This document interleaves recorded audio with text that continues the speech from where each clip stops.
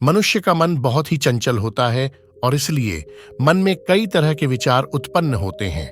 क्षण भर में ही व्यक्ति का मन कई चीजों को सोचने लगता है। इसीलिए तो कहा जाता है कि मन को काबू करना आसान नहीं। लेकिन गौतम बुद्ध मन को नियंत्रित करने के आयामों के बारे में भी बता चुके हैं।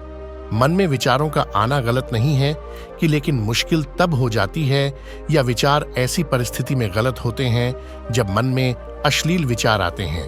कभी कभी तो ना चाहने के बावजूद भी मन में अश्लील विचार आते हैं। अगर आपके मन में भी ऐसे विचार आते हैं तो गौतम बुद्ध की इस कहानी से आपके विचारों में जरूर बदलाव आएगा। बुद्ध अपने भिक्षुओं को उपदेश देने के साथ ही उन्हें भिक्षाटन के लिए भेजते थे। एक बार उन्होंने अपने भिक्षु भरत को भिक्षा लेने के लिए एक श्राविका के घर भेजा। भरत पूरे रास्ते मन में यह सोचते हुए श्राविका के पास गया कि आखिर आज भिक्षा में क्या भोजन खाने को मिलेगा, क्योंकि भरत चंद्रवंश के राजकुमार थे और बुद्ध के सानिध्य भिक्षु के रूप में दीक्षित हुए थे। हमेशा भरत को महल में खाने के लिए स्वादिष्ट पकवान मिलते थे, लेकिन आज भिक्षा के रूप में उसे जो भी मिलेगा संतुष्ट होना पड़ेगा। श्राविका के घर पहुंचकर भरत ने भिक्षा मांगी। श्राविका ने भरत को बैठने के लिए कहा और भोजन लाने के लिए घर के भीतर चली गई। इधर भरत फिर से अपने प्रिय भोजन के बारे में सोचने लगे और जैसे ही श्राविका भोजन लेकर आई तो भरत अचंभित रह गए।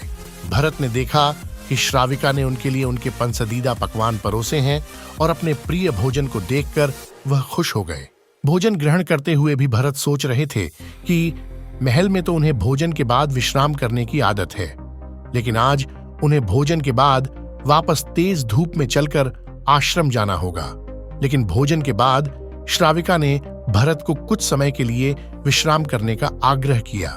भरत फिर से खुश हुए कि आखिर आज उनके मन की सारी इच्छाएं कैसी पूरी हो रही हैं। इसके बाद भरत कुछ देर विश्राम करने लगे, लेकिन विश्राम करते हुए भी लेटे लेटे वह सोचने लगे कि आज तो मुझे भोजन के बाद विश्राम करने को मिल गया, लेकिन ऐसा रोज रोज नहीं होगा। जब भरत विश्राम के बाद उठे तो श्राविका ने कहा कि आप जब तक चाहे यहाँ ठहर सकते हैं।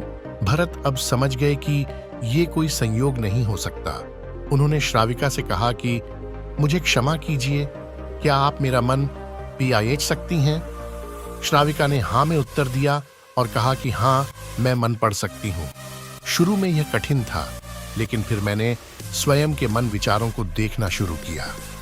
पहले मेरे विचारों की संख्या अनगिनत हुआ करती थी। इसके बाद मैंने विचारों पर ध्यान केंद्रित किया, बिना पक्ष विपक्ष के अपने विचारों को देखने लगी। इस तरह से धीरे धीरे मेरे मन में विचारों की संख्या कम होती गई और सारे व्यर्थ विचार दूर हो गए।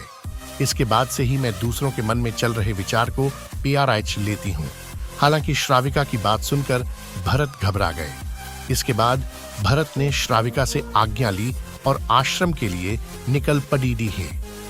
रास्ते में भी भरत फिर से मन में आए विचारों का स्मरण करने लगे कि श्राविका के बारे में उसके मन में अश्लील विचार भी आए थे। श्राविका ने उसे भी जान लिया होगा, वह मेरे बारे में क्या सोचती होगी। भरत खुद को लज्जित महसूस कर रहे थे। भरत ने आश्रम पहुंचकर गौतम बुद्ध से कहा कि अब मैं कभी भिक्षाटन के लिए नहीं जाऊंगा। बुद्ध ने भरत को पास बुलाया और कहा कि क्या हुआ है, तुम मुझे सारी व्यथा बताओ। भरत ने सारी बातें बुद्ध को बताई। इसके बाद बुद्ध ने कहा कि अगले 1 हफ्ते तक तुम भिक्षाटन के लिए उसी श्राविका के घर पर जाओगे, लेकिन तुम्हें इस बात का ध्यान रखना होगा कि कल भिक्षाटन के लिए जाते हुए तुम अपने चित्त को पूरे होश में रखना।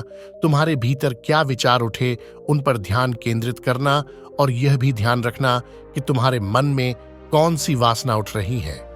तुम कल इन सभी चीजों को ध्यान में रखकर जाना और इसके बाद मुझे वापस आकर बताना। अगले दिन भरत भिक्षाटन के लिए गए। बुद्ध के बताए अनुसार वह पूरे रास्ते अपने होश को जागृत रखते हुए चल रहे थे। जब श्राविका का घर आया तो भरत ने भिक्षा मांगी। उसके भीतर कोई वासना नहीं थी और ना ही कोई विचार उत्पन्न हो रहे थे, क्योंकि उसने अपने मन को पूरी तरह जागृत रखा था। भरत ने भिक्षा ली और आश्रम चला गया। भरत ने बुद्ध को प्रणाम किया और कहा कि आज उसे जिस आनंद की अनुभूति हुई वह पहले कभी नहीं हुई। तो दोस्तों, इस कहानी से हमें यही सीखने को मिलती है कि अपने मन पर काबू करके हम हर चीज को बदल सकते हैं। देखने के लिए धन्यवाद। अगर आपको ये वीडियो अच्छा लगा हो तो हमारे इस चैनल को सब्सक्राइब करें। धन्यवाद।